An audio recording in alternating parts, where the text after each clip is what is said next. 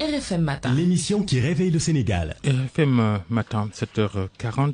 Notre invité, Ruth Anne Stevens-Kliss. Bonjour. Bonjour à vous.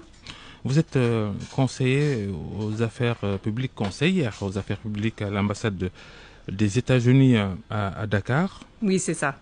Il y a quelques jours, vous aviez refusé le visa à des membres de l'équipe féminine de basket du Sénégal qui devait faire son stage aux États-Unis. Vous avez refusé ce visa-là à des membres de cette délégation, dont 5 joueuses.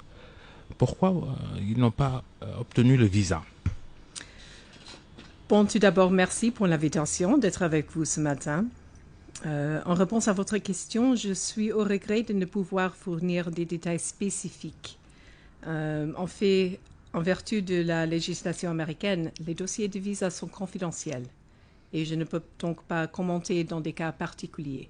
Mais ce que je peux dire, c'est que seuls les agents consulaires des ambassades ou des consulats américains sont habilités à déterminer si un demandeur remplit les conditions requises pour l'obtention d'un visa. Bien que nos agents soutiennent les voyages légitimes vers les États-Unis, la loi américaine impose des critères stricts que les candidats doivent satisfaire pour prouver leur admissibilité. En règle générale, la loi exige que les demandeurs de visa soient interviewés par un agent consulaire. Après examen des informations pertinentes, les demandes est soit approuvée, soit non, conformément aux normes établies par la législation américaine. Oui, mais madame. Malheureusement, je ne peux pas fournir des détails spécifiques. Oui, sur aucun cas. madame, une équipe nationale, c'est sacré. Et c'est comme une armée qui défend les couleurs du Sénégal. Comme j'ai dit, je ne peux pas répondre ou fournir des informations spécifiques sur les cas. Georges? Est-ce que ce refus de visa est lié au durcissement migratoire évoqué par une note du département d'État dans le cadre du Travel Bond? Bon, tout d'abord, il faut souligner qu'il n'existe actuellement aucune interdiction de voyager ou de travel ban visant le Sénégal. On le sait, Ouais. on le sait. Ils ont 2 mois pour peut-être satisfaire aux exigences des États-Unis.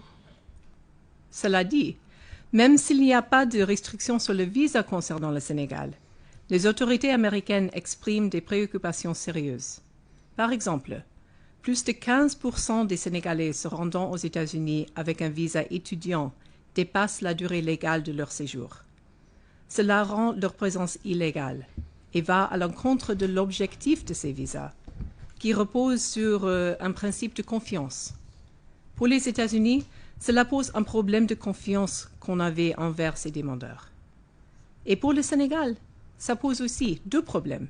D'abord, ces jeunes sont censés revenir au pays après leurs études pour mettre au profit leurs compétences au service du développement national. Ça veut dire que vous avez ciblé donc le Sénégal pour ça? Pour des irrégularités, dépassement de séjour, c'est ça? Nous n'avons pas ciblé le Sénégal. Comme j'ai dit, il n'existe actuellement aucune interdiction de voyager visant le Sénégal, malgré certaines informations relayées dans la presse. Georges? Est-ce qu'en refusant ces visas à des membres de l'équipe nationale de basket du Sénégal, l'ambassade des États-Unis ne contrevient-il pas à une tradition américaine de soutien au sport et à la culture? Les traditions de soutien du sport et de culture restent et sont toujours très durables. Je crois que vous avez peut-être entendu, j'espère que vous avez peut-être assisté aux échanges culturels qu'on avait menés à l'époque de la Biennale de Dakar passée, où nous avons été très fiers d'introduire, d'inviter des artistes américains pour des échanges culturels ici à Dakar. Alors, cette tradition ne change pas, mais la tradition ne touche pas sur l'admissibilité ou non, ou les crédentiels qui présentent chaque personne qui demande un visa. Alors, chaque décision d'accorder ou non un visa, c'est une décision vis-à-vis le demandeur personnel. Ça fait ces restrictions sur le visa, en tout cas l'équipe nationale féminine de basket, ça fait réagir au Sénégal. Le Premier ministre en premier a dénoncé le fait qu'on ait refusé le visa à ces joueuses. Vous avez une réaction par rapport à ça? Tout ce que je peux dire, comme j'ai dit, c'est que ce sont seuls les agents consulaires qui sont habilités à déterminer le statut. Si un demandeur remplit les conditions requises pour l'obtenir du visa qu'il cherche. Et ce qui pose problème est que ces joueuses disposaient pourtant d'une lettre d'invitation et d'un programme encadré. Oui, mais c'est une décision de chaque cas personnel. Et ce sont les agents qui doivent déterminer si chaque demandeur remplit les conditions requises. Je rappelle que c'est une équipe nationale de basket du Sénégal. Oui, mais une équipe, ça fait des personnes, n'est-ce pas? Ça veut dire que chaque personne doit montrer qu'ils ont bien rempli les conditions nécessaires pour l'obtention de ce visa. Est-ce qu'il y a des craintes à se faire sur les rapports entre le Sénégal et les États-Unis avec ces restrictions que vous voulez mettre maintenant? On ne veut pas mettre des restrictions. Comme j'ai dit, il y a des problèmes pour le Sénégal aussi au niveau des gens qui dépassent les termes de leur visa. Alors, j'ai dit que d'abord, le problème, par exemple, pour ces jeunes, ces étudiants qui dépassent les termes de leur visa d'étudiant, ça pose un problème au niveau du manque de ces gens, de les compétences qu'ils ont obtenues aux États-Unis pour les mettre au service du développement national. Mais deuxièmement, chaque cas de non-respect des conditions et des termes du visa fragilise la crédibilité des candidats futurs sur leur dépassement de séjour. Et ça rend l'obtention de visas plus difficile pour tous les Sénégalais. Oui, tenez, par exemple, en 24 heures, j'ai vu que vous avez refusé 300 demandes de visa, mais c'est excessif, c'est énorme. Je ne peux pas commenter, je ne travaille pas dans le service consulaire. Tout ce que je peux dire, c'est que chaque personne qui demande un visa doit se présenter et doit démontrer qu'ils ont satisfait les termes et les conditions nécessaires pour obtenir ce visa. J'aimerais souligner que le type de visa requis dépend de la législation américaine sur la migration et doit correspondre à l'objet du voyage. Ainsi, par exemple, un homme sénégalais qui se rend aux États-Unis pour rencontrer un client ou pour participer à un salon professionnel, il a droit de le faire avec un visa de tourisme et d'affaires, à condition qu'il reste employé par son entreprise sénégalaise. En revanche, il ne peut pas travailler pour une entreprise américaine avec ce même visa. Ça demande un autre type de visa. Alors, dans quelques cas, il dépend du type de visa qui est demandé. De même, un étudiant ou un chercheur sénégalais souhaitant suivre un cursus universitaire doit obtenir un visa destiné pour des étudiants et des chercheurs, qui implique notamment de prouver son admission dans une université américaine et sa capacité à financer ses études. Dans la plupart des cas, le travail est interdit avec ce type de visa, mais il y a beaucoup de gens qui croient que ce soit un visa de tourisme, que ce soit un visa d'étudiant, que dès qu'ils sont entrés aux États-Unis, ils ont le droit de faire ce qu'ils veulent. Ce n'est pas le cas. Chaque visa a un objet de voyage et ça correspond au type de visa. Finalement, on a envie de vous demander, mais pour qui vous prenez-vous? En quelque sorte, je vais vous provoquer en vous demandant ça. Il y a trop de police sur les immigrés aux États-Unis là. Désolée, je ne crois pas que j'ai bien compris la question. Bon, bref, on passe. Les relations économiques, surtout, avec le Sénégal, on en reparle. On a vu que depuis l'arrivée de Donald Trump aux États-Unis, quand il est revenu à la Maison-Blanche, des programmes comme le MCA, comme l'USAID ont disparu. Depuis plus que 60 ans, le Sénégal est l'un des partenaires les plus importants des États-Unis, en Afrique et partout dans le monde. Et cela reste vrai aujourd'hui. Bien que les changements de leadership dans nos deux pays aient entraîné des ajustements dans les priorités de notre coopération, notre engagement envers ce partenariat demeure profond. Nous restons déterminés à travailler ensemble pour un Sénégal et des États-Unis plus sûrs, plus solides et plus prospères. Et là, j'aimerais souligner que il y a une diplomatie commerciale renforcée que nous menons maintenant avec le Sénégal.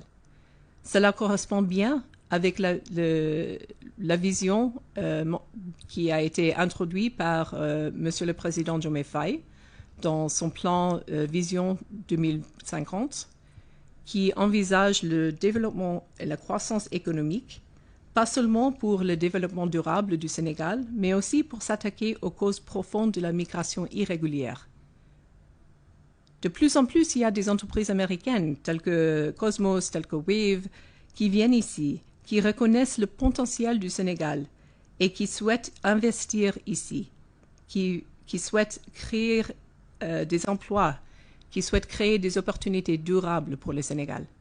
Alors là, c'est le cible de plus en plus de nos relations. C'est un partenariat qui favorise cette croissance économique. Est-ce que des discussions sont en cours avec les autorités sénégalaises pour la reprise de ces programmes qui ont été suspendus il y a de cela quelques semaines maintenant? Des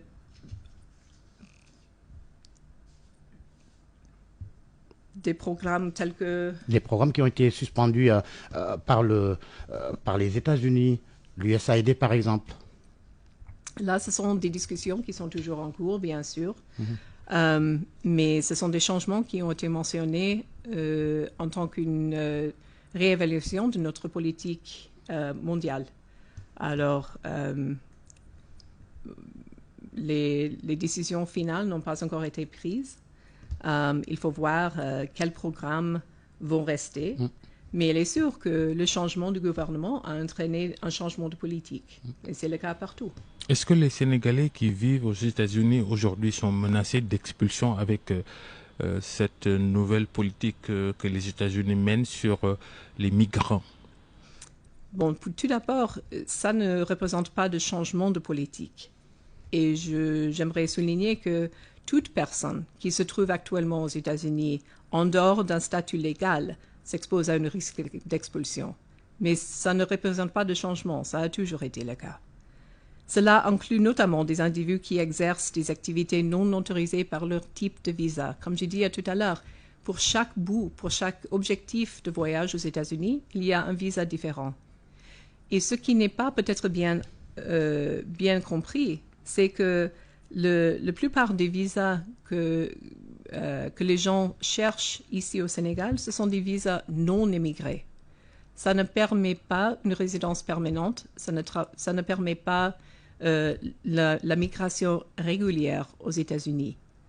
Pour cela, c'est un autre processus qui est beaucoup plus étroit que le processus d'application pour la visa non émigrée. Alors, pour chaque bout de voyage, pour chaque objectif, il y a un visa différent. Pour un journaliste, par exemple, qui veut faire des reportages des États-Unis, c'est un autre type de visa. Alors, le type de visa requis dépend de la législation américaine sur la migration et doit correspondre à l'objet du voyage. Vous craignez donc que souvent, ceux qui obtiennent des visas, par exemple les étudiants qui vont suivre une formation aux États-Unis, restent dans le pays. Est-ce qu'il y a des cas spécifiques? Est-ce que je peux nommer des... Est-ce qu'il y a des statistiques en la matière? Oui, comme j'ai dit, il y a plus que 15% des jeunes, pas seulement des jeunes, mais des gens qui cherchent, qui ont obtenu des visas d'étudiants, qui restent au-delà de la période de validité de leur visa. Alors, 15%, c'est rien, c'est minime. 15%, c'est beaucoup. Ben non, 15% sur combien d'étudiants, c'est pas fameux.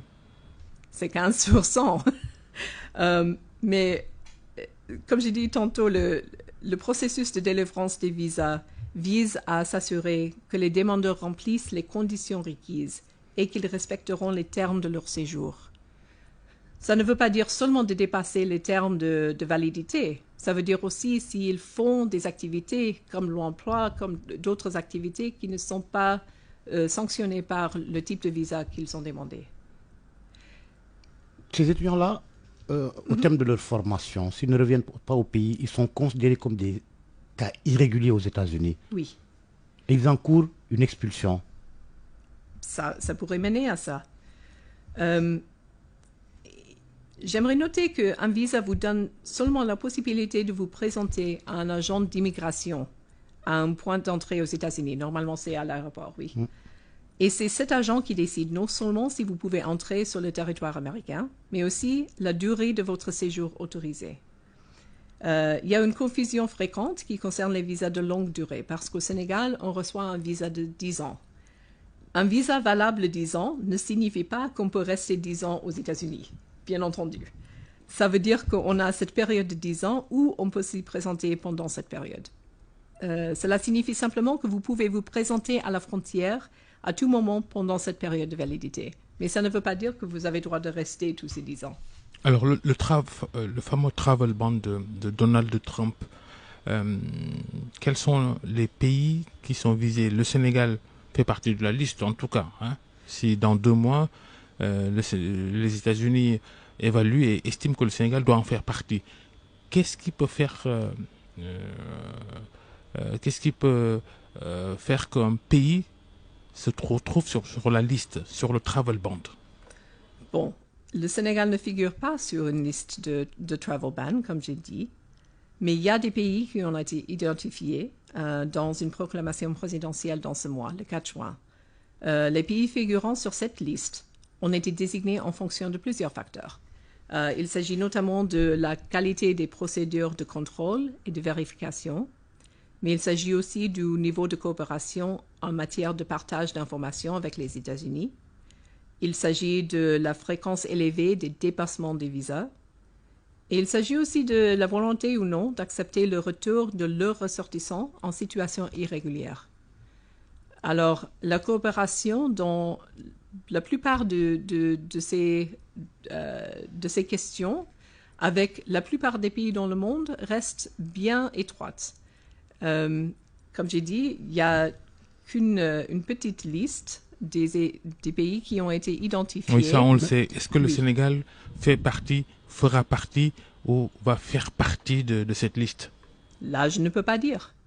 Qu'en est-il de la liste de 25 pays africains dont les documents d'identité sont jugés peu fiables, dont la presse fait état ces derniers jours, se fondant sur une note du département d'État le 14 juin dernier? Je ne peux pas commenter sur une liste qui a été mentionnée ou non dans la presse. Cette liste existe-t-elle de 25 pays africains? Cette liste existe-t-elle? Il y a des pays où nous menons des discussions, mais nous menons ces discussions avec tous les pays du monde sur les sujets que j'ai mentionnés. Alors, les dépassements de visa, les contrôles des documents, des choses comme ça. Ce sont des discussions qui sont toujours en train. Le Premier ministre Ousmane Sonko semble se tourner vers la Chine. Est-ce que c'est un manque à gagner futur pour les États-Unis ou comment vous réagissez à ça d'ailleurs?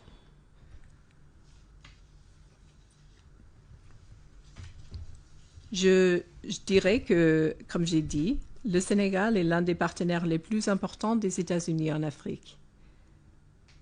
Si le Sénégal a d'autres partenariats, c'est bien. Ça marque tout simplement que le Sénégal est bien engagé dans le monde, mais on le savait. Si le Sénégal figure dans cette liste, y aurait-il un lien avec la posture souverainiste du nouveau pouvoir ou de ses choix diplomatiques?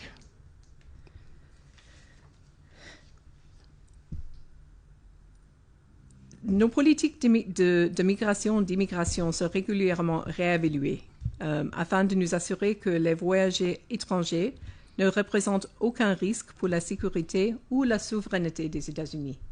ce sont des discussions, comme j'ai dit, que nous menons avec tout pays dans le monde. Ce n'est pas seulement le Sénégal. Alors, ce que je veux vraiment souligner, c'est qu'il n'existe actuellement aucune interdiction de voyage du Sénégal, des Sénégalais visant le Sénégal, malgré certaines informations qui ont été relayées dans la presse. Bien, merci. Merci Roufane Stevens Kliss d'être passé dans nos studios. Merci à Georges Détié-Diop. Merci à Sokhna Natambay. Je rappelle que vous êtes conseillère aux affaires publiques de l'ambassade des États-Unis à Dakar. Merci.